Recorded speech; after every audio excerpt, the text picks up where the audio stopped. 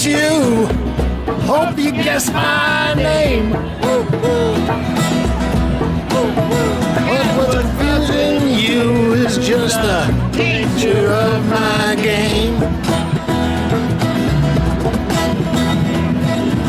Stuck around St. Petersburg, when I saw it was for a change. Killed the Tsar and his ministers. Anastasia,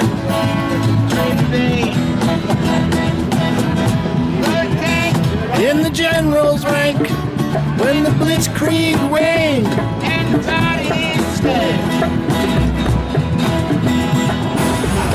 Pleased to meet you. Hello, viewers. It is I, James Kalm, your half-assed reporter, the guy on the bike, saying hello to our worldwide audience of paintheads. And we are here on Cortlandt Alley. We're going to break all the rules of the Kalm Report that we have maintained for 18 years, because we're going to go in here to RUTTKOWSKI 68 and look at a show by Loren Munk. Stay tuned. Chris Martin. You're documenting it. Well, we'll come in and do a little documentation here. This is the motto of the Singing in Unison shows.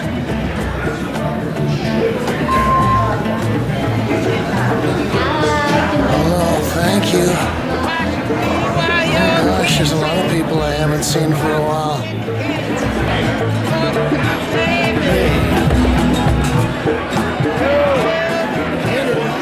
And I think this is iteration number 10 of the project.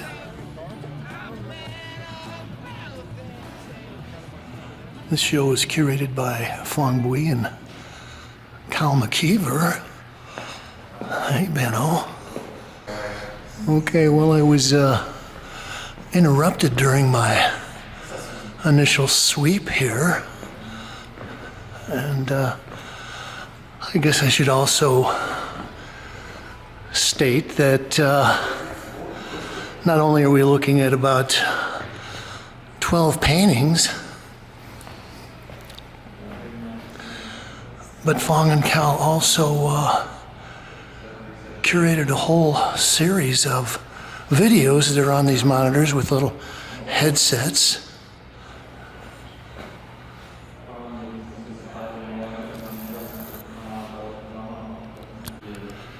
Let's start with this piece. It's titled The Roots of the New York School, The Foundations of American Modernism. I guess if you were to look at the show chronologically, this would be the piece that involves a lot of the early history, probably beginning in about, 1913 maybe, with the Armory show. Also, we've got 4 of the major influences on early New York painting art. I got Hans Hofmann, Stuart Davis, John Graham, Marshall Gorky. And right in the center we've got a map. Starting on Washington Square, Lee Krasner, Jackson Pollock. They were actually living about a block away from each other, didn't know who they were. And then they were curated into a show by John Graham. And I believe this painting is 72 by 60, something like that. 6 by 5 feet. And we'll go over to this one. This is actually one of the earliest of the map pieces. This is titled What Manhattan Makes, Brooklyn Takes. So I believe this is probably about 2005, and it's also, I'd say, roughly 72 by 60. We're just before you now. If you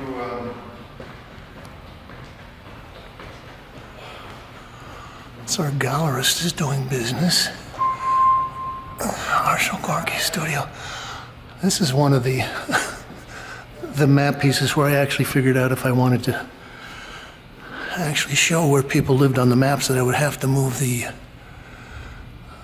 name bubbles to the edge because everything would be filled up.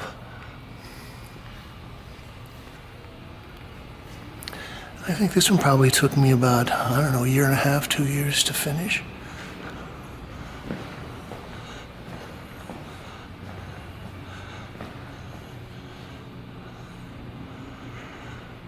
This is East 10th Street. I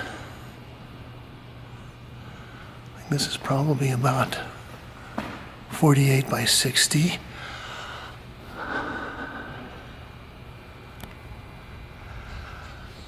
Here I decided I wanted to kind of clarify things and start out with a simple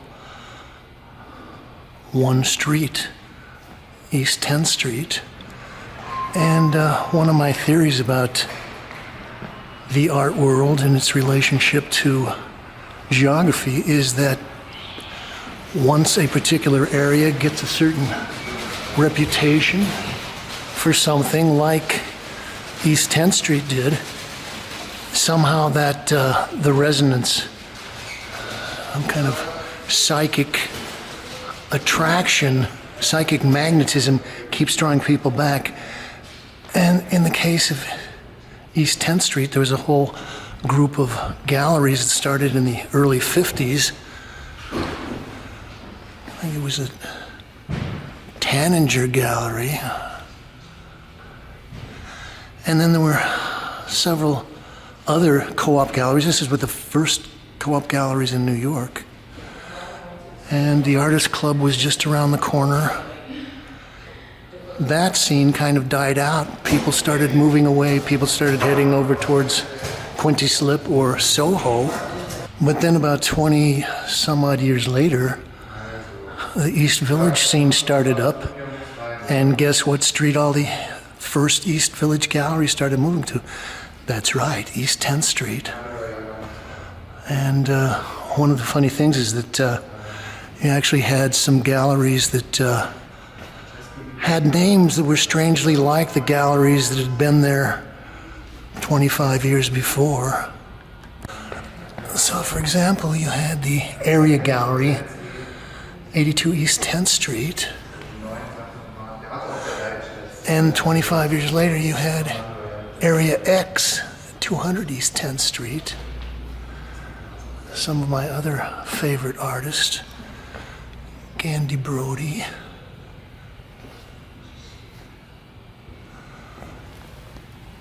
Alfred Jensen.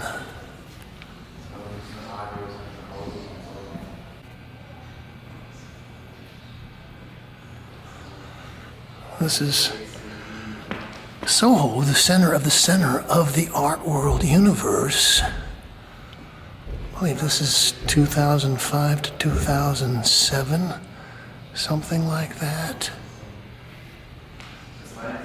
And I'd already done probably at least a couple of smaller versions of the Soho map.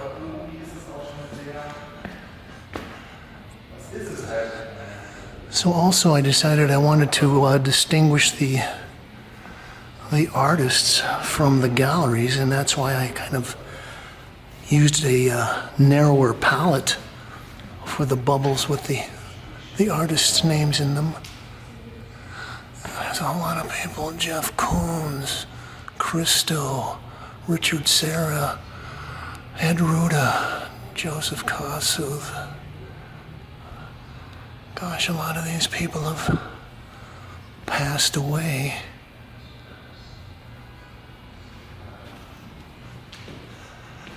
And then we've got our galleries over here, multicolored palettes. Also, for me, the interesting thing is to see how many of these artists and galleries get repeated in some of the various paintings. I've kind of been adding to my database for 22 years. Gabrielle Breyers was one of the first galleries that showed my work back in 1983, Something like that. Well, there was a lot of innovations, a lot of art movements that started in Soho. I would say that probably a lot of the pop artists, the minimalists, and some of the conceptual artists started there. Alex Katz is there. Okay, gosh.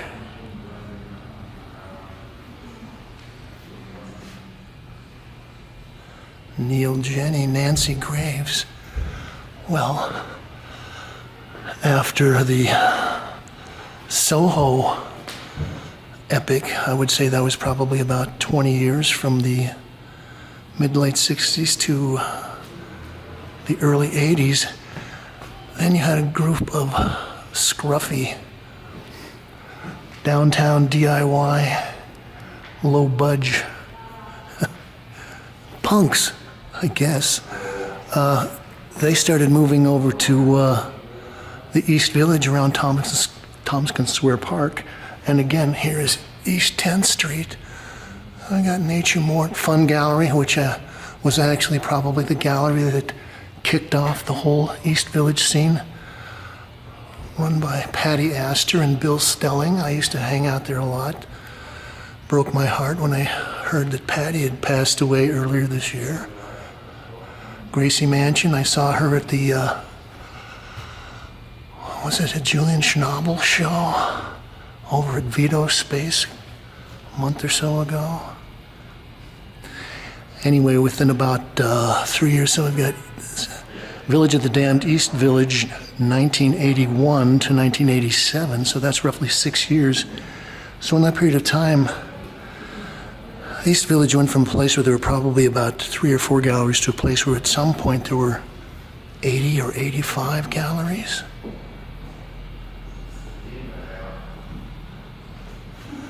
And they're all gone now. There are a few of the more successful galleries that have moved on. Some of them moved to Soho, some of them moved to Chelsea.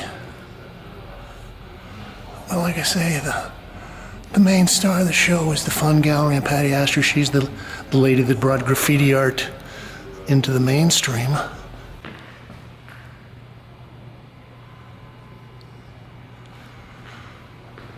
Okay, so this piece is titled Ascension.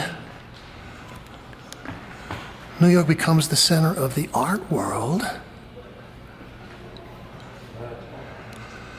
I think this is maybe one of the first large map pieces I did. I think this is probably something like 2008 to 2012. Okay, running around the outer edge of this piece is a timeline that starts in 1905 with Alfred Stieglitz in the Photo Secessionist Gallery. Goes down through the various periods. We've got some New York Dada. We've got the Abstract American Artists Group. We've got Artist Congress. Peggy Guggenheim comes to town, opens a gallery. Anyway, that's the 9th Street show. I guess you could say that in a certain way that I have a group of subjects that I work with a lot on these, and I guess that would not be that different than somebody like an El Greco that has a certain number of crucifixes, baby Jesus and Mary and those kinds of things. And so I guess for me the New York art world would be one of those icons, sacred icon of art and culture and painting. And well, I really worked a lot on this and was able to squeeze a lot of things in here.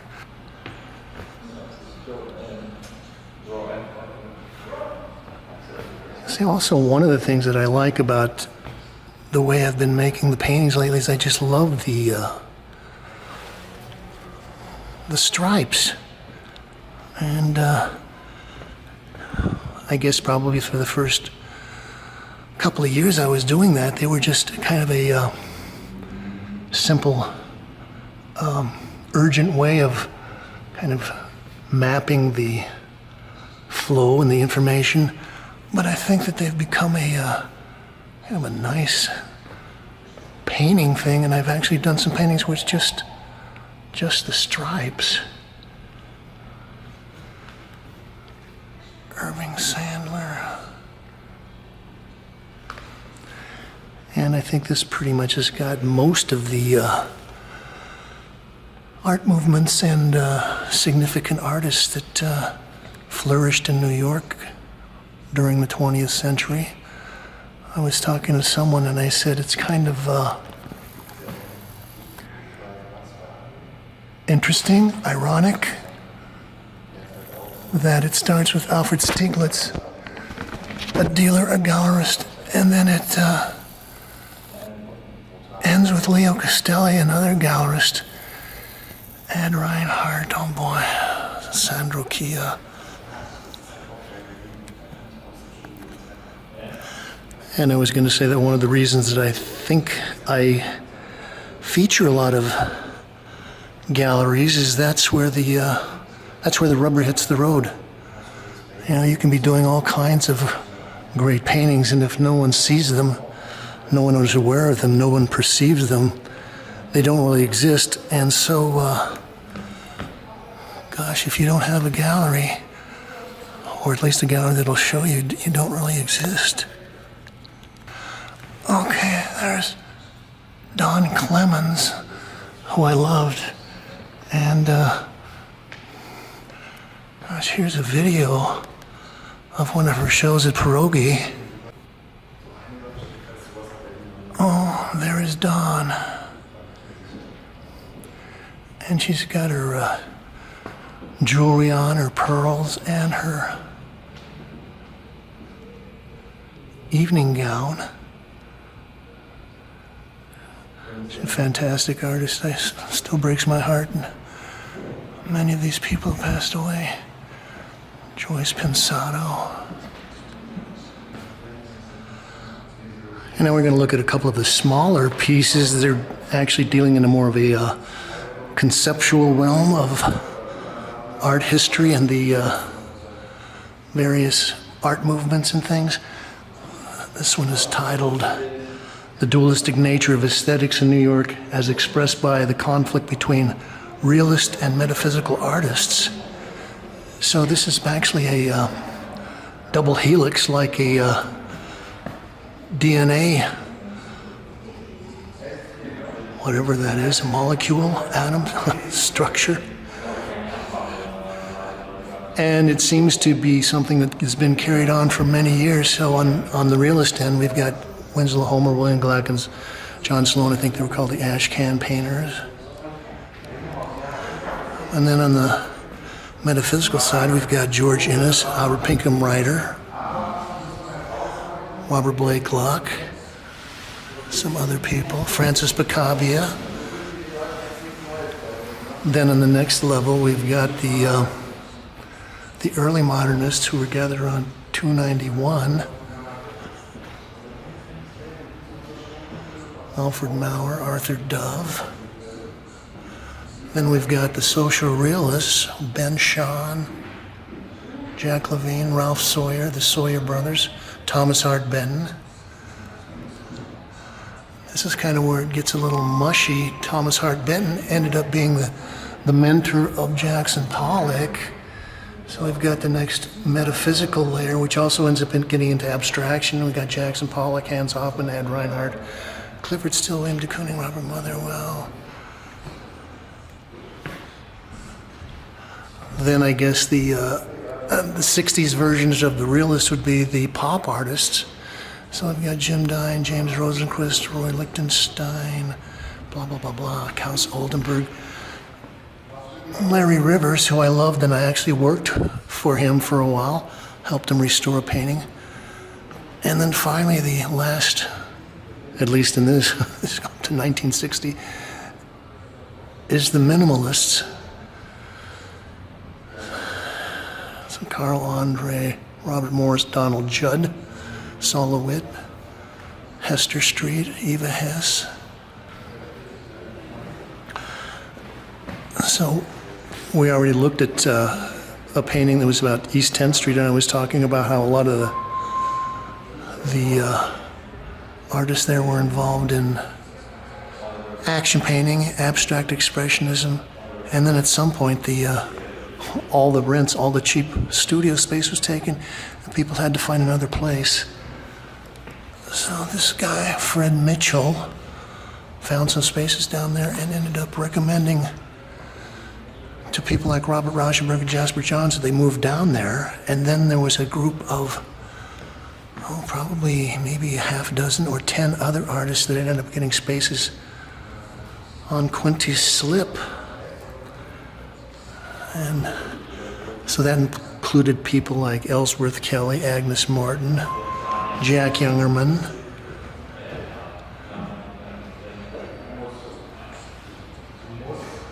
and then close by were Barnett Newman, Larry Poons, Alvid Forstrom, Mark de Severo. Wonderful book written by Prudence Pfeffer, came out about a year and a half ago and has gotten all kinds of awards, titled The Slip. So that would be worth checking out. Okay, I believe this piece is titled 18 Situations Over 6 Decades, and it's a riff on the Alan Caprow performance, 18 Happenings in 6 Parts, that took place at the Rubin Gallery, the 10th of October 1959. Anyway, so in the middle we've got a map with numbered spaces on there. And so this starts out with Hans Hofmann, then we've got Lee Krasner, Jackson Pollock. Lee was a student of Hans Hofmann. She introduced Hans Hofmann to Jackson Pollock. Okay, then we've got the street where all of those guys lived, which was a lot of it was on East 10th Street, 9th Street, 8th Street. And they started hanging out at the Cedar Tavern. And we've got Subject of the Artist's School, which was number 3. Okay. The Artist Club. The 9th Street Show. There was a whole book that came out about that called The Women of 9th Street, I think it was, talking about what happened after that show. I think it was featured Lee Krasner, Joan Mitchell, Grace Hardigan, Elaine de Kooning. Then we go up to the final layer. We've got the Judson Memorial Church,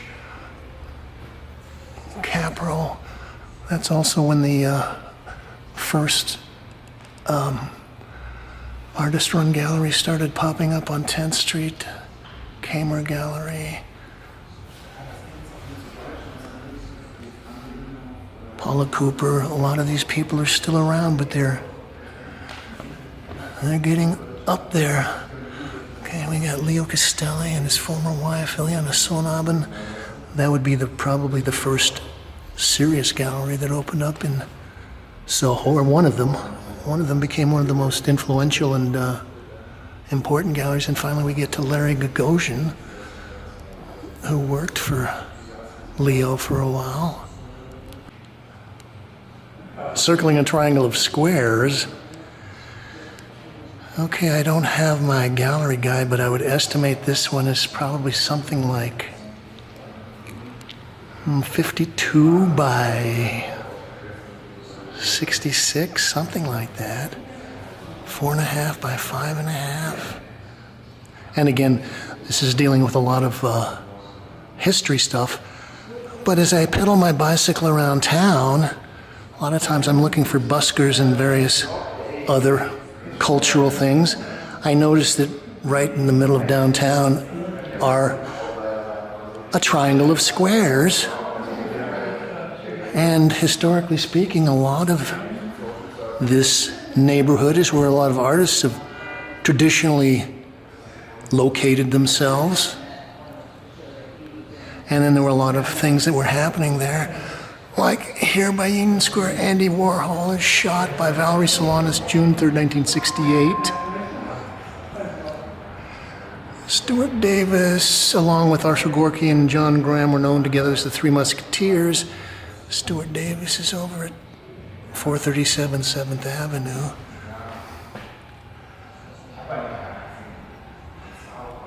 Mabel Dodge. And a lot of these are not really things that, or specifically art things, but they were important for the artist. The Jumble Shop, a place where I guess you could get cheap food and coffee, a dime coffee you could sip on for a couple of hours. Taninger Gallery. Also, this is where a lot of the kind of East Village stuff started and spread.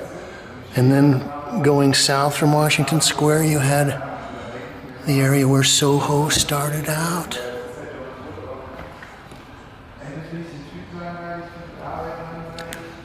Jackson Pollock.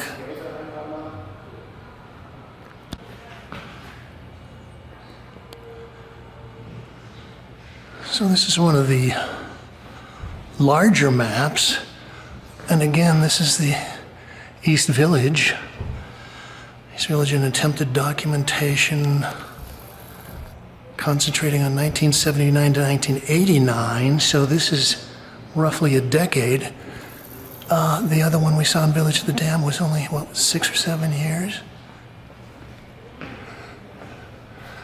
And we've got a nice timeline here across the top. 1982, 51X opens. Okay, 1981, Fun Gallery opens. So I was actually working at the Utrecht Art Store between 11th and 12th, right about there. So in my lunch hours, I would take off and walk down East 10th Street. I would stop in at Nature Mort. Of course, the Fun Gallery. Patty taught me a lot. She was extremely gracious. I think I had a pretty serious crush on her. I think Alfred Jensen lived there at the other end of that block. So I lived through the East Village scene. I didn't really become part of the scene. I had some pieces shown in some of the galleries there. I did spend a lot of time talking with, like I said, Patty Astor, Gracie Mansion, some other people, Pat Hearn, Annie Heron.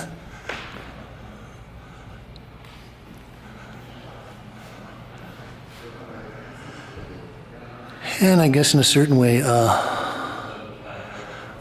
there's Martin Wong.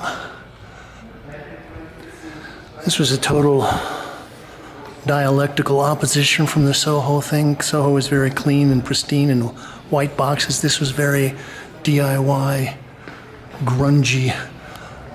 About the same time, there was a lot of buildings in the East Village that were burning.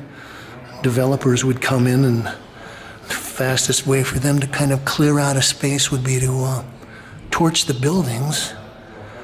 Boy, and as I look through the list of people around the edges, most of these, I wouldn't say most of them, but many of them are gone.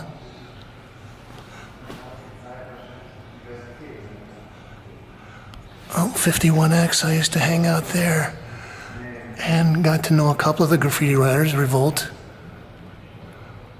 Future 2000 used to hang out there a lot. I think he actually lived in that building. Avant, Zephyr. Also, Jerry Saltz made a point of pointing out, talking about this map, that it was not only the artists that lived next to each other and were bouncing off each other. There are also a lot of art critics. So I've got Harold Rosenberg was there. And, gosh, not too far away from there was Irving Sandler's nearby somewhere. Wow, there's Irving. Dory Ashton was a couple of blocks away. So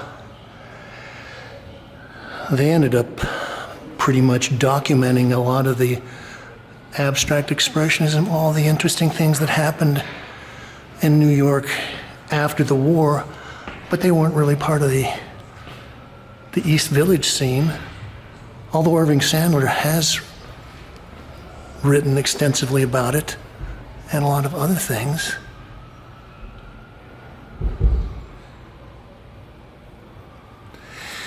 And we're going to wrap up looking at the big Soho map.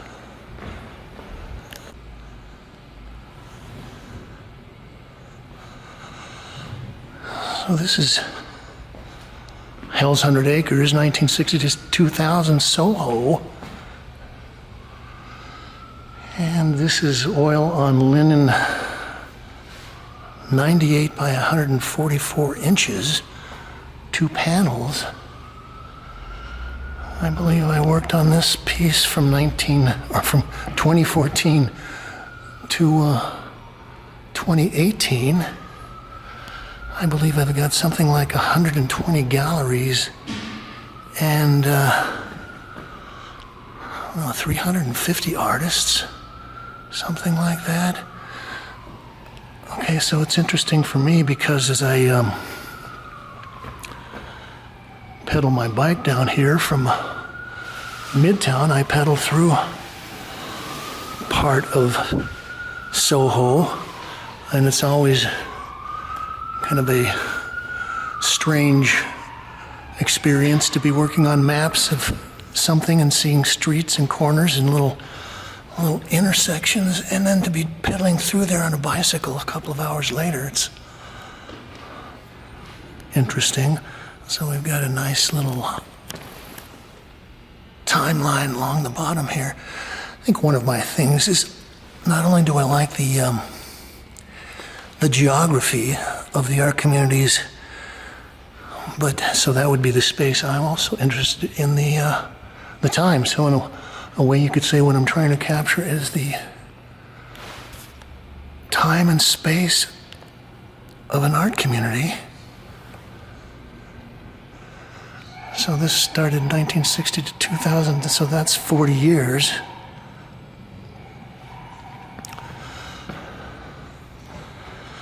And as I said, you could probably go through here and cross-reference the various artists, galleries, events that happened. I've been collecting stuff from my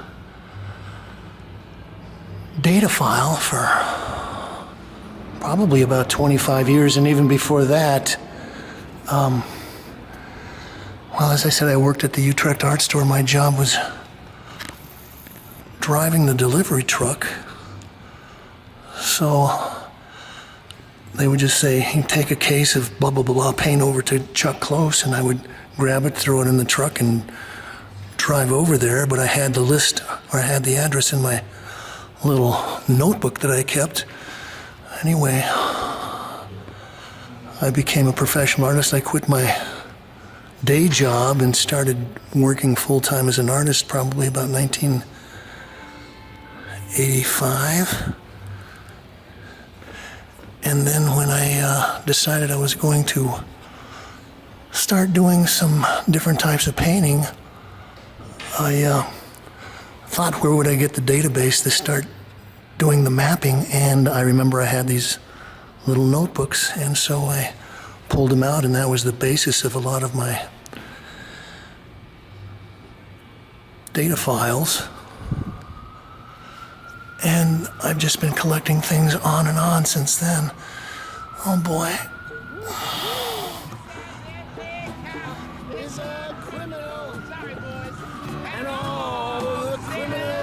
You know, the other thing is that we were talking about this at another discussion group, and one of the points that I brought up was that history is a battlefield. It's never settled.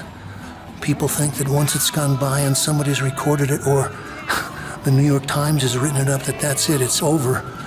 But that's not true. We're still trying to deal with history, and it's constantly being changed, and other things are being erased and brought out, and so we're constantly kind of fighting the battles of the 1940s, 50s, 60s, and 70s all over again. Anyway, so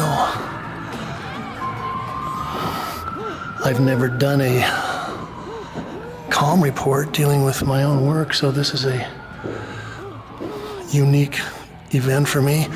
I hope you enjoyed it. Thanks for watching. And I'd like to thank Phong Bui, Cal McKeever, the people here at RUTTKOWSKI, and the entire New York art community, especially the paintheads.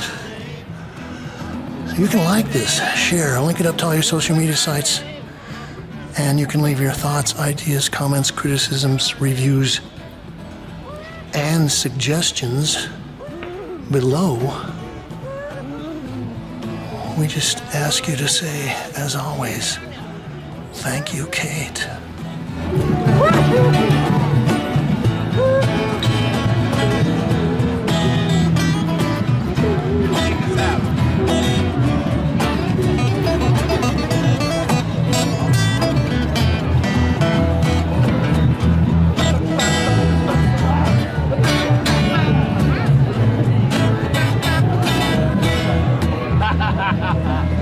Oh my. All right, thank you.